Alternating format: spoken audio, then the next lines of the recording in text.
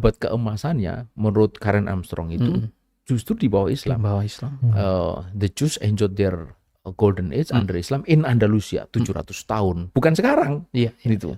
Dan itu berakhir setelah dikuasai oleh orang Katolik, terjadilah inkuisisi di sana. Orang Yahudi, orang Islam terusir, orang Yahudi terusir, dan kemana mereka diselamatkan?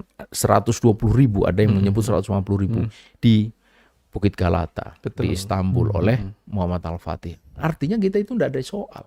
Dengar siapa? Kalau kita tidak punya soal Quran, otentitasnya, soal teologi, soal ilmu pengetahuan, soal rejem agama, lalu kenapa? Atas dasar apa kita menjadi harus memisahkan agama dari negara? Ini hal yang menurut saya harus dipikirkan. Jadi kita ini sungguh tidak punya alasan sedikit pun, baik secara rasional, empirik maupun historis untuk menjadi sekuler. Tidak mungkin, itu tidak ada. Dan itu diingatkan oleh Allah kan di dalam Al-Quran itu, dalam surat Al-Baqarah ayat 85 dikatakan afatu minuna bi ba'dil kitab wa takfuruna bi. Apakah engkau itu mengingkari sebagian Alkitab dan beriman kepada sebagian Alkitab dan mengingkari sebagian Alkitab.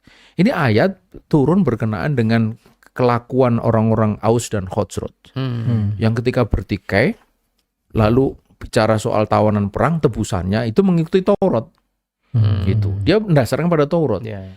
Tapi di saat yang sama dia melanggar Taurat. Ya bertikainya itu, perang itu melanggar Taurat gitu loh. Gitu. Nah, kemudian turunlah ayat itu. Nah, tapi ketika kita memahami satu ayat kan tidak didasarkan pada khususnya sebab, tapi pada umumnya lafaz. Al-ibratu bi umumil lafzi la bi khusus sabab. Artinya itu ayat itu juga berkenaan dengan kita. Berlaku bagi kita kepada Al-Quran. Mengapa engkau beriman kepada Al-Quran, Alkitab, nama lain dari Al-Quran sebagian, dan kufur kepada Al-Quran sebagian ayat yang lain. Dan itu yang terjadi ini hari kita.